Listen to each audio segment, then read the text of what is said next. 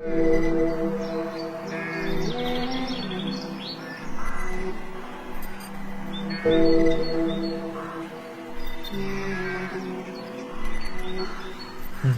To hell কি আৰু ইয়াৰ উৎপত্তি কেনেকৈ হৈছিল জানো আহকচোন।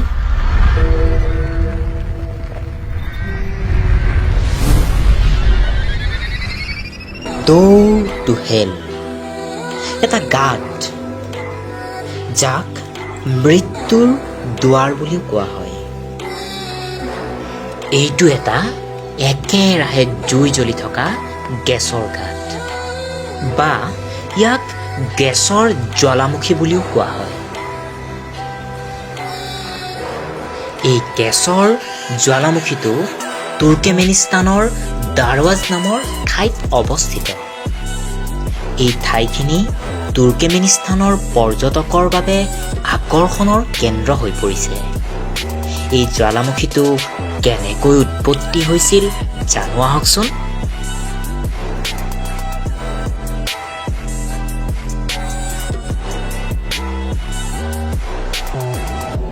1971 চনত ছোভিয়েটৰ ইঞ্জিনিয়াৰসকলৰ গৱেষণাৰ পিছত তুৰ্কমেনিস্তানৰ দাৰৱাজ নামৰ ঠাইত মাটিৰ তলত খনিজ তেল থকা বুলি মান পায় আৰু ইয়াৰ বিষয়ে অধিক জানিবলৈ সেই ঠাইখিনি খান্দিবলৈ আৰম্ভ কৰিলে। কিন্তু অলপ খান্দোতেই গম পালে যে তাত খনিজ তেল নহয়, কি জানেনে, প্ৰাকৃতিক গেছহে আছে আৰু লগে লগেই খনন কাৰ্য বন্ধ কৰি দিয়ে। কিন্তু হঠাৎ এদিন সেই ঠাইখিনিতে আকস্মিক দুৰ্ঘটনা হৈ এটা বৃহৎ গাঁতৰ সৃষ্টি হয়। এই ঘটনাটোত কোনো মানুহৰ ক্ষতি নহয় যদিও তাত থকা ইঞ্জিনিয়াৰসকলৰ বাবে এইটো এটা চিন্তাৰ কাৰণ হৈ পৰিছিল। কাৰণ তাৰ পৰা বাহিৰ হোৱা গেছবোৰ মানুহ আৰু আমাৰ প্ৰাণী জগতৰ কাৰণে বহুত অপকাৰী আছিল। তাত থকা অধিকাৰীসকলে আলোচনা কৰিলে যে এই গেছ ৰোধ কৰাৰ বাবে তাত জুই লগাই দিব লাগিব।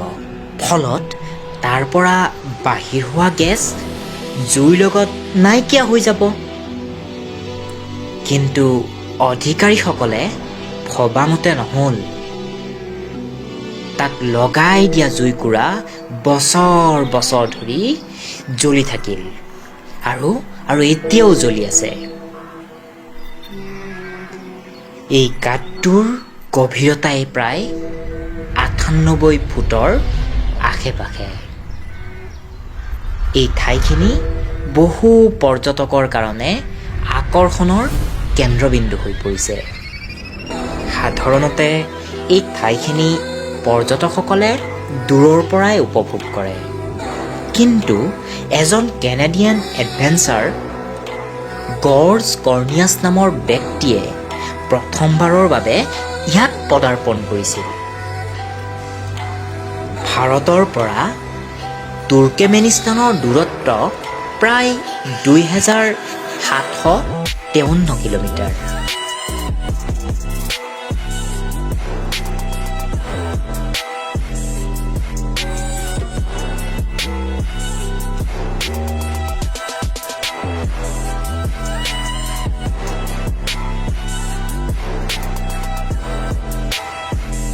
নিউজ ডেস্ক ৰিপোৰ্ট, প্ৰাতঃ টাইম।